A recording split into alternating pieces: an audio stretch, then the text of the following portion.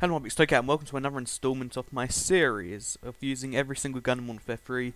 Basically, it's not actually that unique a series because there's no definition of what a gameplay is, but I just like to use every gun, and if you like watching me, then you'll love to see your favourite gun being used, I'm sure. I don't know, it's just a theory I'm testing out. I think I went through it in another video, so click the playlist and you might be able to see that. I'm sorry to be like that. Basically, this is one of those games where I didn't get that good a score. I mean, I definitely got a very good above average score, but I mean, I didn't get a particularly wow, that's amazing score, but I felt amazing after the game, so I thought I'd upload it, and let me know what you think about the game, because it's 36-6, but I didn't use my kill streaks, but I called in one AH6, but it got me one kill, then got shot down. But the one kill it got actually was on the was a revenge kill, and the shooting it down wasted the predator missile, which was about to kill me. So actually, basically saved my life twice, which is pretty awesome if you ask me. But you know, whatever. So basically, there's three things I want to talk about here. There's first of all, let's talk about the gun though, because obviously sometimes you've got to talk about the gun in these commentaries.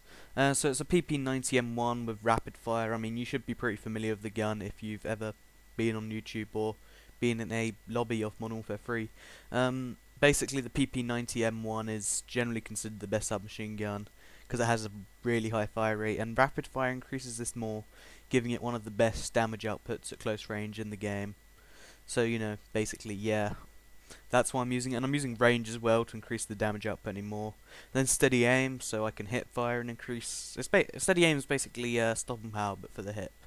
So I'm basically, just maxing out the damage on this, and you can really see it just insta kills if I'm hip fire at close range, which is why I do fairly well in this gameplay. But anyway, the two key things I want to talk about were first of all Overkill Pro. As you can see in this game, I'm using Overkill Pro, which pretty much means I'm playing down a perk, because I'm using a sniper as my first one, so I get ghillie suit, because I don't want to use my first primary weapon. I just want to use the second one, get the challenges done. But basically, if you want Overkill Pro and you want to get Overkill Pro 6, which is what I'm going for, your best bet really is just to play a perk down. Think of it like that. Don't think of it as, you playing with two guns, because yeah, it's not.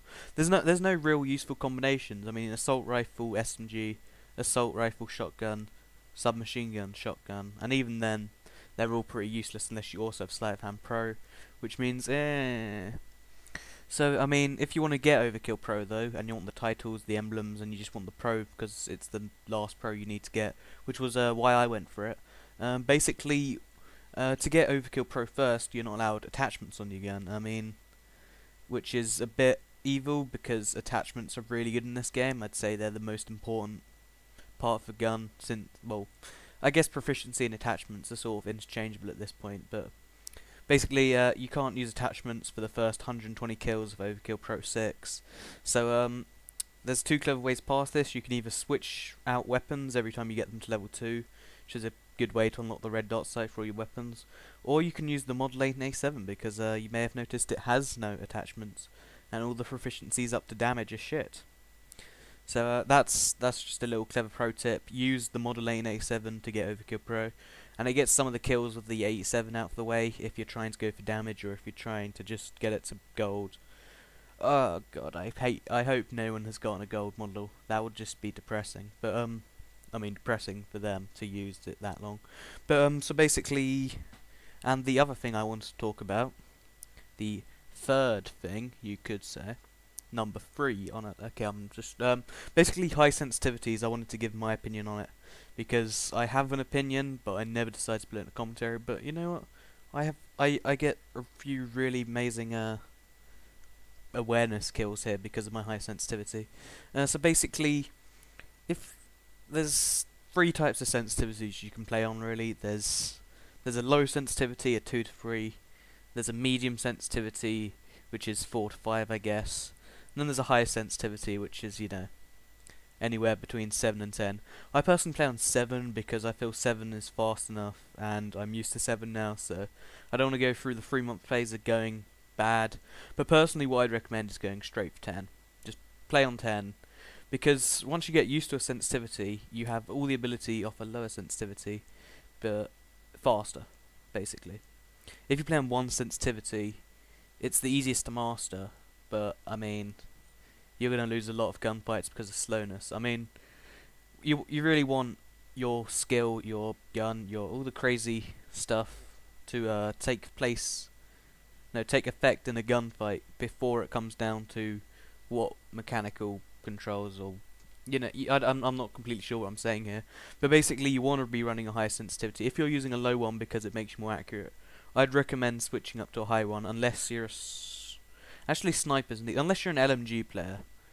I can't really think of any reason why you can't just go through the 3-month phase of being a bit bad and then coming out a far better player, because as you can see, just wow, you can change where you're firing and just so fast. I'll have in the description somewhere where I get the epic kills that I have from awareness, because I'm impressed with the sensitivity. But so basically, yeah, if you want to improve your game and you don't want to do any actual thought improving, just up your sensitivity. It's a valley of how good you are. You dip, but then you go up. See, it's actually quite a clever thing, but yeah, I've discussed nothing but sensitivity for a good 6 minutes there. So anyway, this is coming to an end. I get a really nice sniper kill at the end just here. Well, it's not actually really nice, but I don't snipe, and when I do snipe I use quick draw, so this was just like scoping in, takes forever. But yeah, I double quick scoped this guy, and I think it makes a satisfying kill cam. And then yeah, 36-6. Hope you enjoyed the game. I enjoyed playing it and talking over it. And I've been ibxtoycat, and this was a video commentary on the internet. And you should maybe comment if the overkill tip was good or bad, or if you like sniping. If you liked the video and want to see more, subscribe to see my latest uploads on your homepage, or click on the screen now for my Modern Warfare 3 playlist, where I'm using every gun for a commentary. Though if you're on a mobile device, that will be in the description.